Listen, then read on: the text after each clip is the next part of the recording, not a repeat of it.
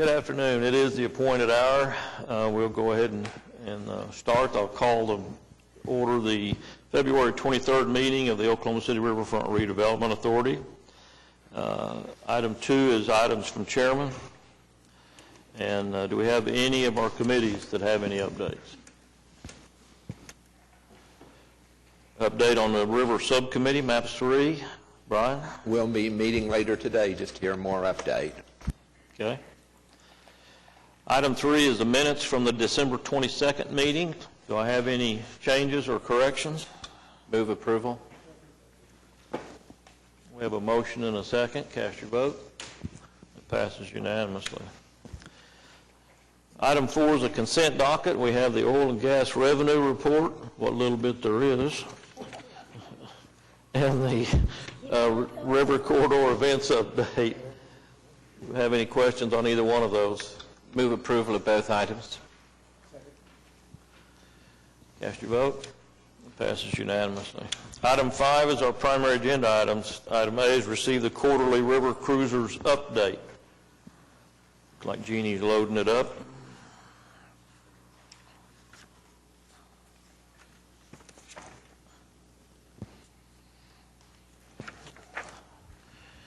Good afternoon.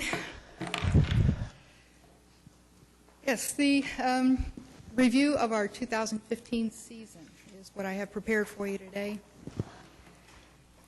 Our ferry service ridership has grown over the past 3 years. Ridership in 2015 was 10% over 2014 and 18.5% over 2013. So it was a very, very good year for ferry ridership.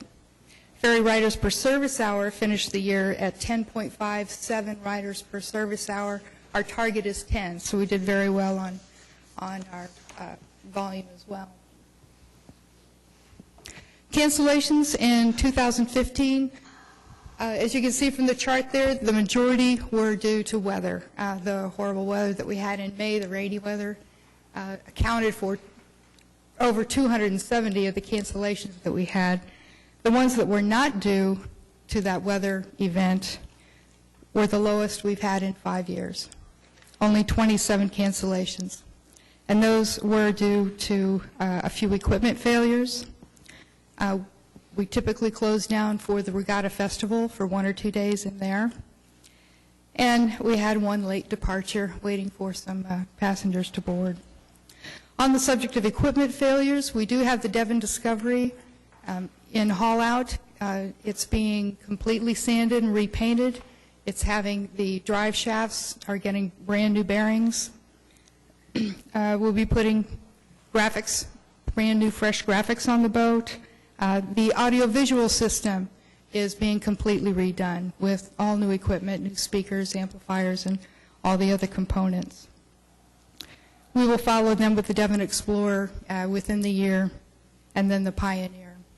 The Discovery has been in the water since Halloween 2007, so it was time for a really thorough scraping and cleaning and servicing.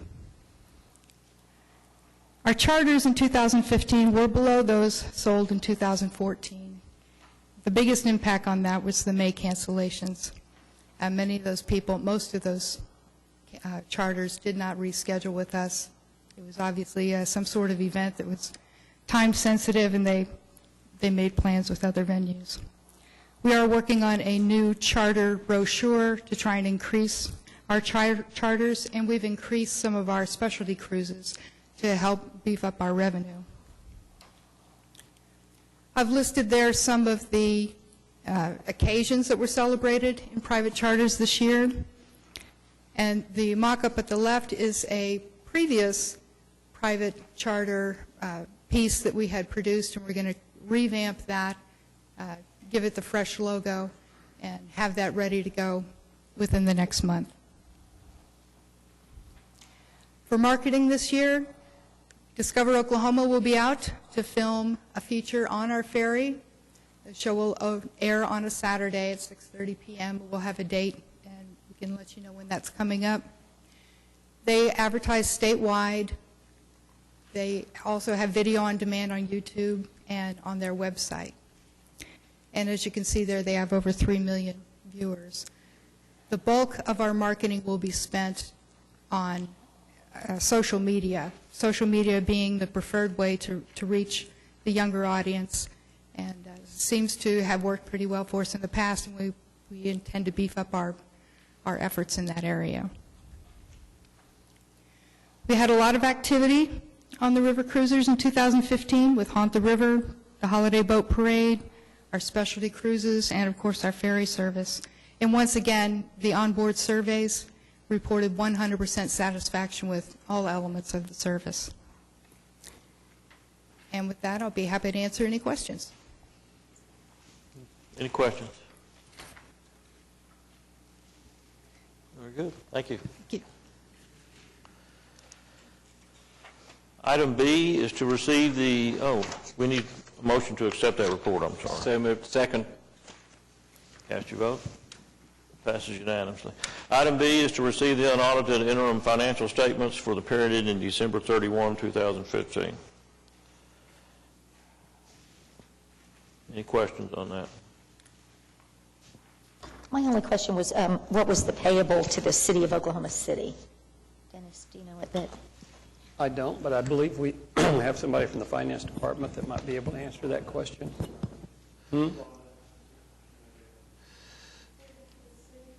Yeah, could you come up to the microphone, please?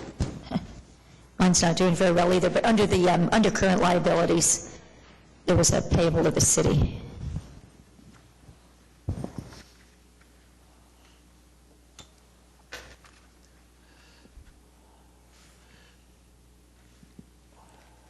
The 53? Uh-huh. I will get back with you on Okay, that. I that's don't fine. know off the top of my head. All righty, thank you. Any other questions? Need a motion? Motion to receive. Cast your vote. Passes unanimously. Item C is to receive Parks and Recreation Department report on the value of third-party agreements for 2015. Doug's got a report in here. Very interesting, very eye-opening, the amount of dollars that some of these have brought in. Good afternoon, members of the trust. Doug Cupper, your Director of Parks and Recreation. A couple years ago, we decided to make an effort to really put a value on all of the partnerships that we have within the Parks and Recreation and Cultural Services Department. Last year, we had about 23% of our partners report to us what the value was that they were doing for work in parks or on the river, things along those lines. This year we had a slightly better percentage. We were up around 62, 64%. And the value to you, the River Redevelopment trustees, is almost $2.5 million worth of outside parties helping us do our job in making the river corridor a great place to go and a big piece of our quality of life. We're very proud of that. I think you should be proud of it as well. And we are endeavoring to find even more partners and get the partners that are already doing work to report that work to us so we can report it back to you. Be happy to answer any questions, but I just wanted you to be aware that we are tracking it on your behalf to make sure you're aware of it. Partners such as City Care out of Crystal Lake Park and those type of partners, obviously the Boathouse Foundation doing their share as well. Question for Doug? Well, it's just such a huge contribution. Mike, thank you for the Boathouse Foundation. The support ranges from landscaping and maintenance to volunteer hours, which none of these things could go on without all of the volunteers you have.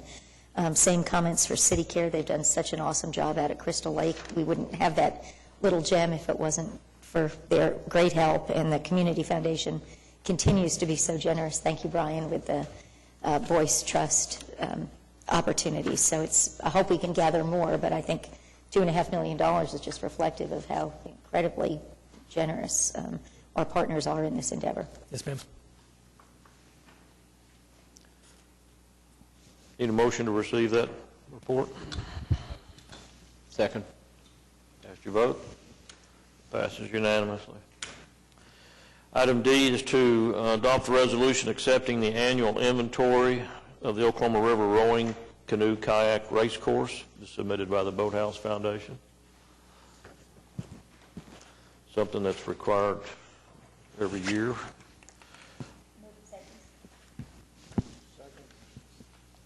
Any other questions? Cast your vote. That's approved unanimously.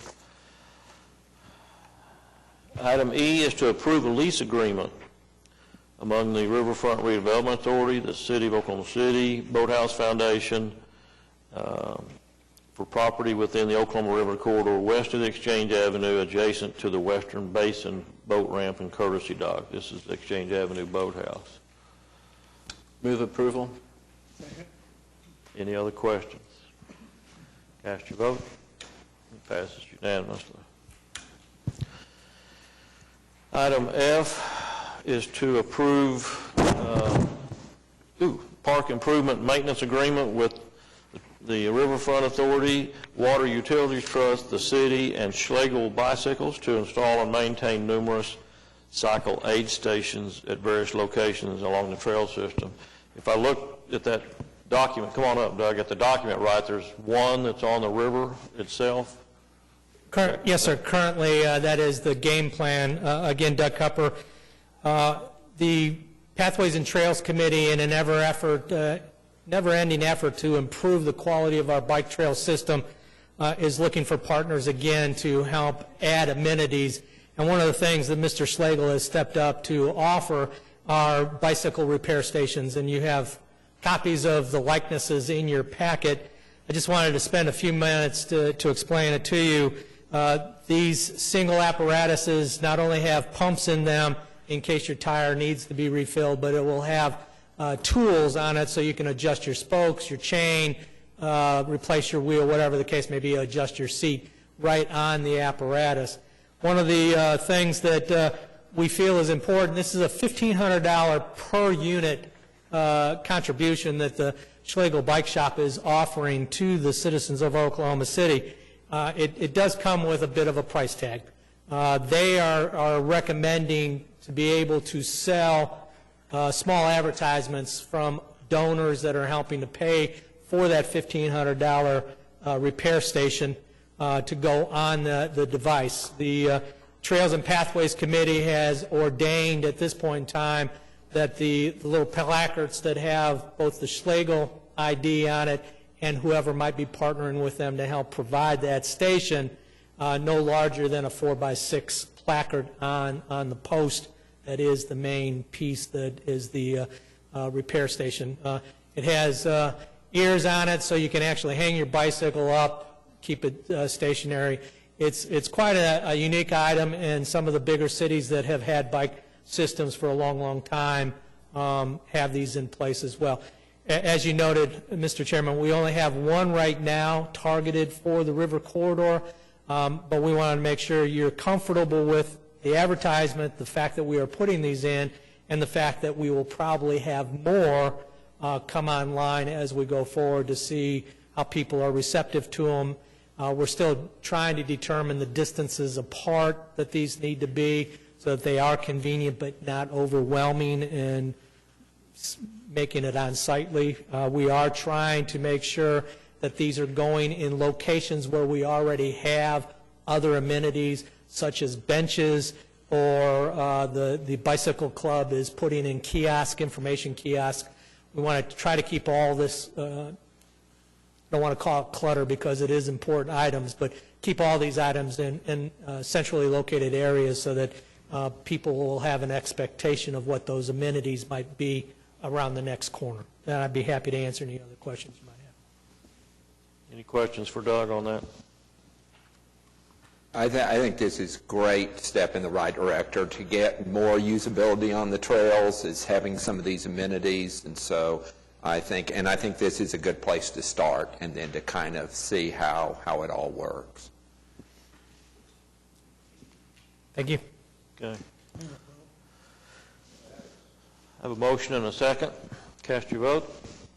Passes unanimously. Item G is to approve the final plans and specs for project MB 0937, Phase 2 of the Public Works River Maintenance. I'll let you know that this is, has already been at council this morning and been approved. So what we're going to do is see Robbie's presentation on it and get an update, but then we will strike the item because it doesn't need our approval at this point. Good afternoon. Robbie Williams, Triad Design Group. We'll go through this. It's been a while since we've been here on the preliminary plans, but the final plans are completed. We have all the permits in place with the city, DEQ, and we've also have approval from the Corps of Engineers. We've kept them informed of everything we're doing on the project. And we have the building permit ready so that when we have the contractor, he's ready to go get it and we're ready to start construction, which right now we would, the council would award the contract in April and we'll start construction thereafter. And after about a year, we should be done. But we'll go through this real quick. We have the main part of the project is the new maintenance building. That will be located just south at the end of the existing concrete parking lot that's there. We also have a drive to create a circle drive so they can pull the trailers in the maintenance building, turn around, and go out. Alternate number 1 is the, we have a boat canopy area. It's an open type canopy so they can store the boats underneath that. Alternate number 2 is to put heating in the existing enclosed dock that we already have on the river. And then alternate 3 is a concrete pad for the skimmer boat. The skimmer boat has an attachment and it would be a lot better for operations if they could just detach it on the bank instead of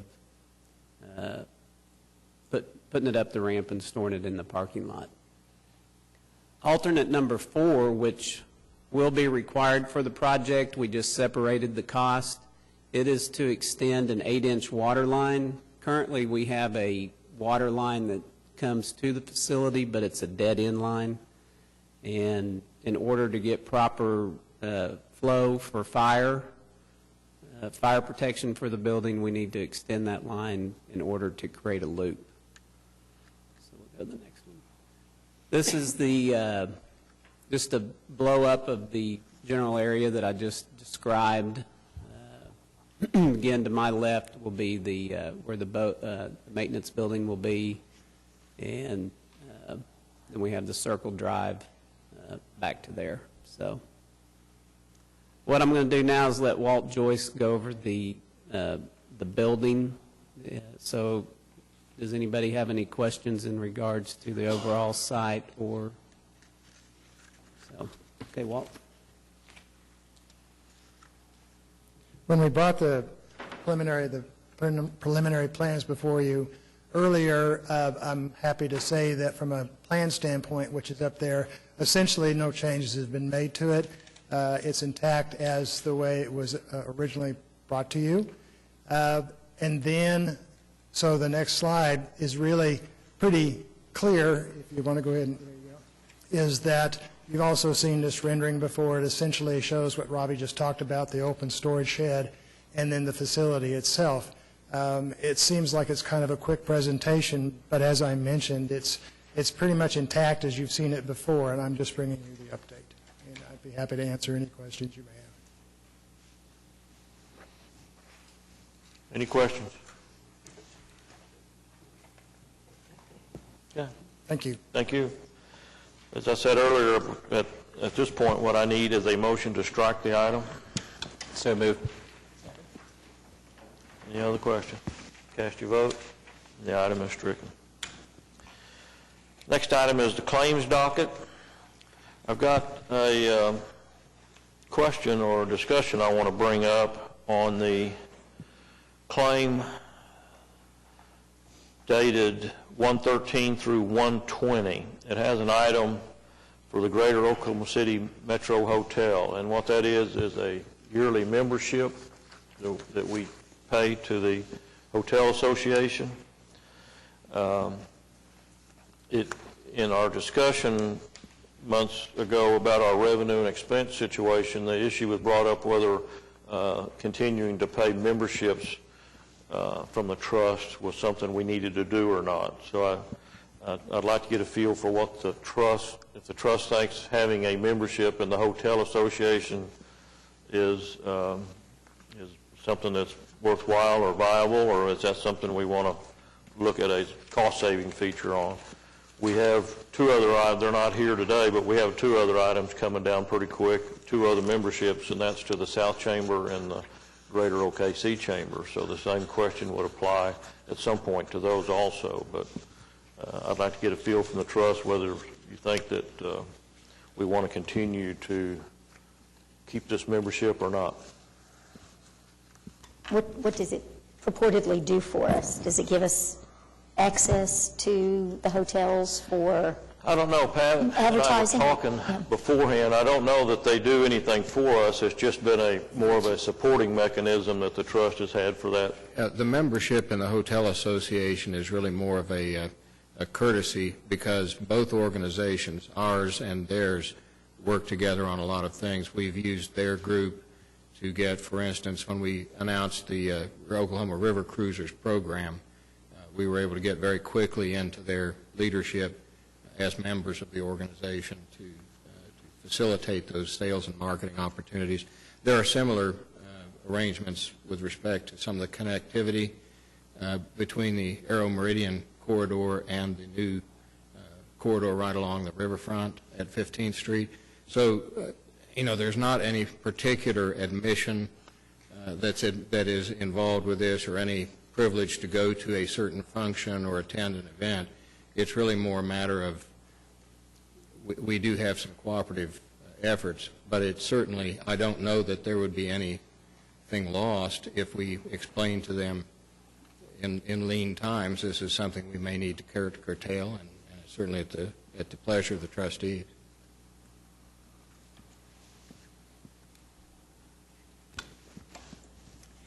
Yeah. My memory is that those three dues ran about $1,000, $1,100 a year, if that sounds right. And I don't think that does much to our bottom line if we eliminate it, and it doesn't hurt us if we leave it in. So my preference would be to leave all three with the caveat I'm on the board of the South Chamber, but I don't get paid for hustling members. So that'd be my preference for about $1,000.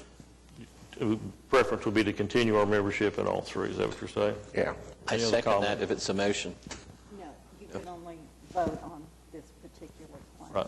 That was just a helpful. Yeah, I only brought up the two chambers because they are in the pipeline coming down. So, but today we're only talking about the Metro Hotel Association.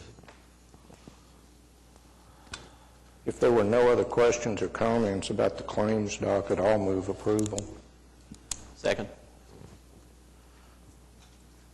Any other questions or discussion? The motion was for the entire claims docket, right? All of them? I didn't see anything to Yeah, question. if we're not going to pull that off, we just approve the entire claims docket. Right. Any other comments? Cast your vote. That approves unanimously. Thank you. Okay, item 7. We have our Director of Development report was in your packet. Pat, anything you want to add to that? Just a couple to bring to your attention. One is that because of the action earlier this meeting with respect to the Exchange Avenue facility that the Boathouse Foundation operates, that underlying lease that was just approved here ties directly with a commitment that the University of Oklahoma has made to the foundation to continue their interim women's rowing, varsity rowing operation at that facility as a facility that will bridge them toward hopefully a more robust and fully funded facility in Boathouse District. But meanwhile, they're happy with that facility. And a couple of other things I think to bring to your attention. The Boathouse Foundation Executive Committee and the Marketing Committees have both approved a marketing budget for Riversport Rapids, the MAPS 3 Whitewater facility, very close to $1 million over the next year. And so just to give you a perspective of what Doug was talking about a little earlier, this, I suspect, is in addition to that. So in terms of those third-party agreements that we have that are very meaningful, that's certainly one that bears some attention and will directly bear fruit in terms of the utilization of that MAPS 3 facility. And then, as a final note, it's been a couple of months since we met, but we passed a kind of a milestone. The Chesapeake Boathouse passed its 10th anniversary, and it's kind of hard to believe that things have moved that quickly. It seems just the other day that we were out doing the ribbon cutting, but it has been here for 10 years and has certainly started a lot of really positive things along that part of the river. So with that, be happy to answer any questions. Otherwise, would request that the report be received as submitted. Move approval of the report. Any questions? I just had one question, Pat. You had that the holiday boat parade was a success.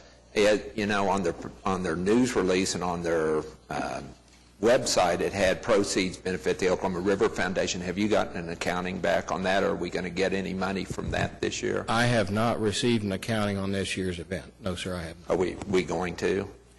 Presumably we will. We always do. But some years we do, and some years we don't receive a net deposit. I know there's some funds have been received into the foundation fund that were direct paid by, I believe it's the Gaylord. I think there's one. There's one, but that's all that's done. Other than that, we're expecting an accounting, but have not received it as of this time. Okay. Any other questions? Cast your vote. And it's received. Thank you. Thank you. Comments by trustees? I'll just make a quick comment. In fact, there was 3 of us, I guess, just came back from Phoenix, the chamber benchmarking trip, and one of the evening events was on their river in Tempe.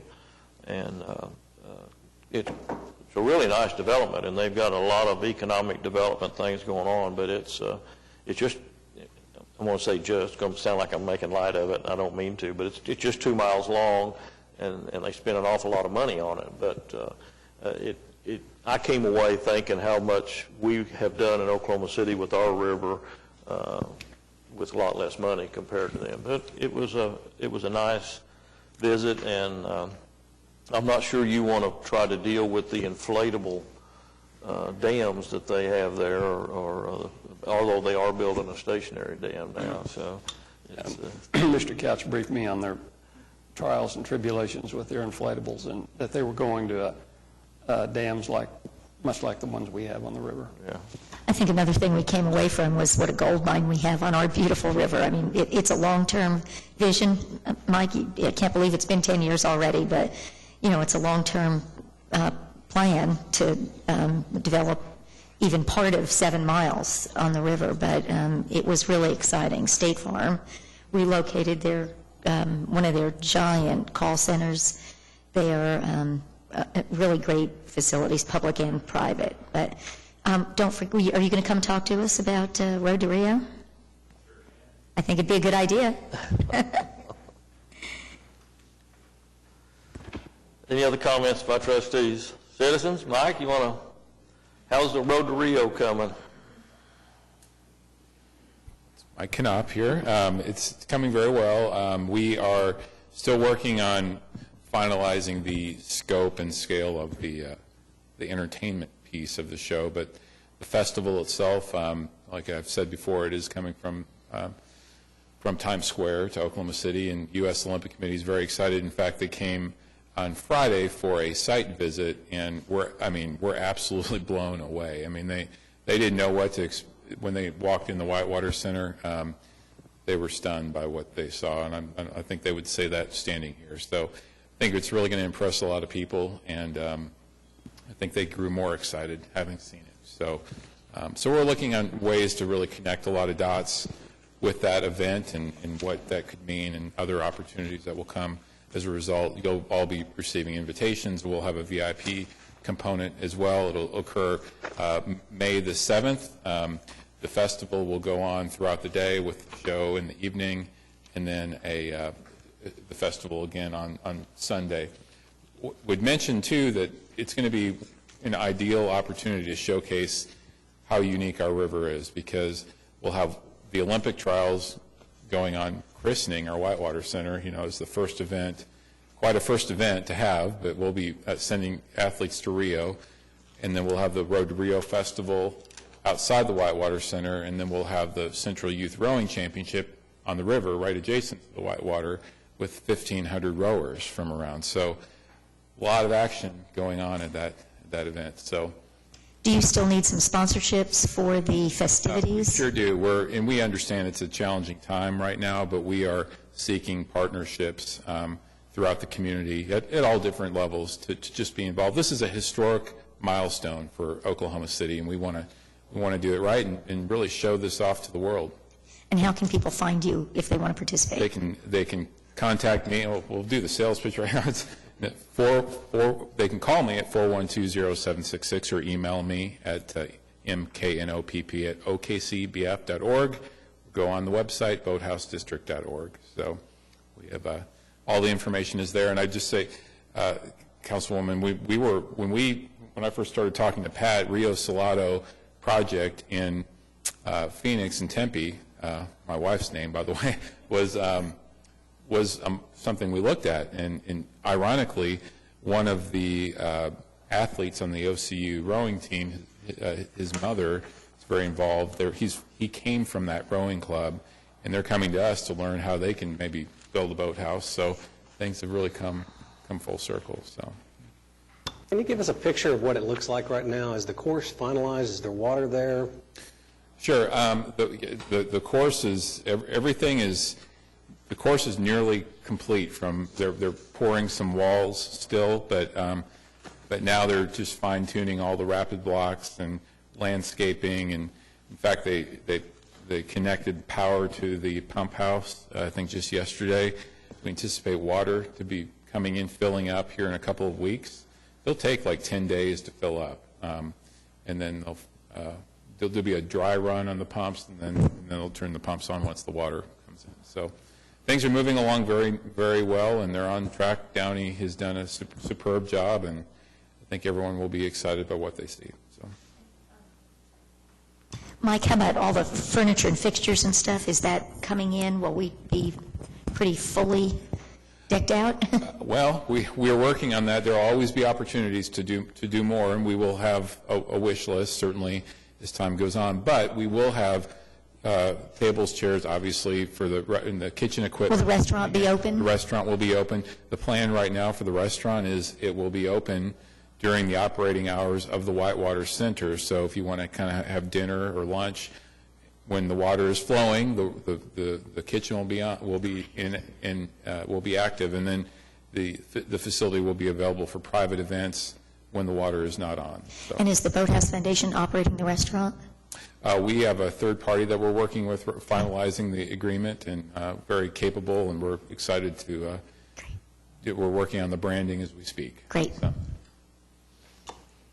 Yes, Question, Mike, is there any plans, have there been any plans to involve the river cruisers in the Road to Rio by selling any charters or drumming up any? We've actually met and we talked about different opportunities, so it's something we certainly do want to explore.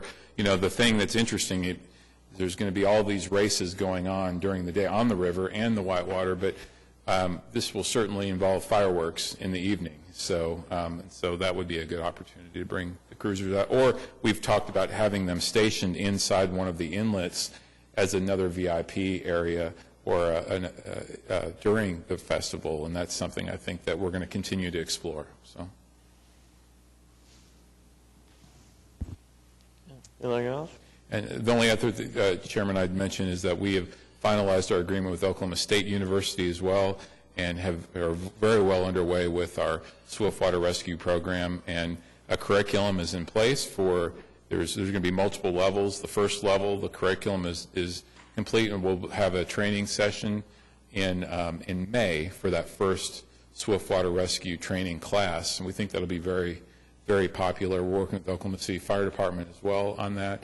And we also will be having our raft guide training, our first raft guide training in early April, and we are seeking raft guides. So if you're looking for a side job, let me know, or have anyone else that you know would be looking for to learn a new skill.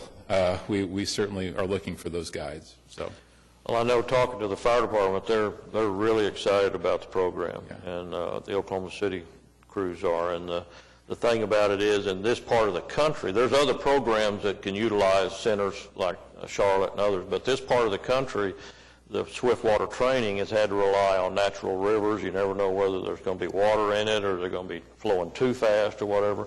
But to have a place where you could actually control that and monitor it and put them through the stuff in the, they're really excited about it and really looking forward to it. And I think it'll be a real bonus for you and Oklahoma State both, because the demand will probably increase as the word gets out. Don't we have room for one more boathouse? we sure do. I thought so. Yeah. Anything else? Thank you. Thanks, Mike. Any other comments? Any other citizens with comments? Motion to adjourn? We are adjourned.